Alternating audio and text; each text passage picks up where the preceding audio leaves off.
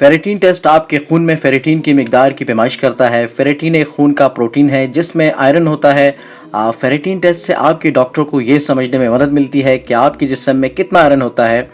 अगर ferritin test से ये पता चलता है कि आपके खून में फेरेटिन की सतह मामूल से कम है, तो इससे ये जाहिर होता है कि आपके जिस्म का आयरन स्टोर कम है और आपको आयरन की कमी है। इसके नतीजे में आप खून की कमी का शिकार हो सकते हैं। अगर फेरेटिन टेस्ट का रिजल्ट आम सतह से ज़्यादा आता है तो इससे ये जाहिर हो सकता है कि आपकी ऐसी हालत है जिसकी वजह से आपके जिस्म में बहुत ज़्यादा आयरन का ज़ख़ीरा है, या फिर कोई जिगर की प्रॉब्लम या दीगर सोजिश के हालात या हाइपरथायराइडिज्म की तरफ भी इशारा कर सकता है।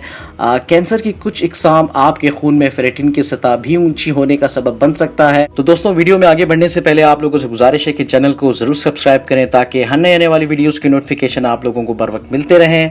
दोस्तों, अगर आपके खून का नमूना सिर्फ फेरेटिन के लिए जांचा जा रहा है तो आप टेस्ट से पहले आमतौर पर खा पी सकते हैं। अगर आपके खून का नमूना दूसरे टेस्टों के लिए इस्तेमाल किया जाएगा, आपको टेस्ट से पहले फास्टिंग की रिक्वायरमेंट पड़ सकती है।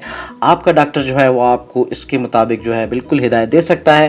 तो दोस्तों, नॉर्मल रेंजेस के हवाले से हम बात करेंगे तो मेल्स में जो है 24 से लेकर 336 माइक्रोग्राम्स पर लीटर जो है इसकी नॉर्मल रेंज है।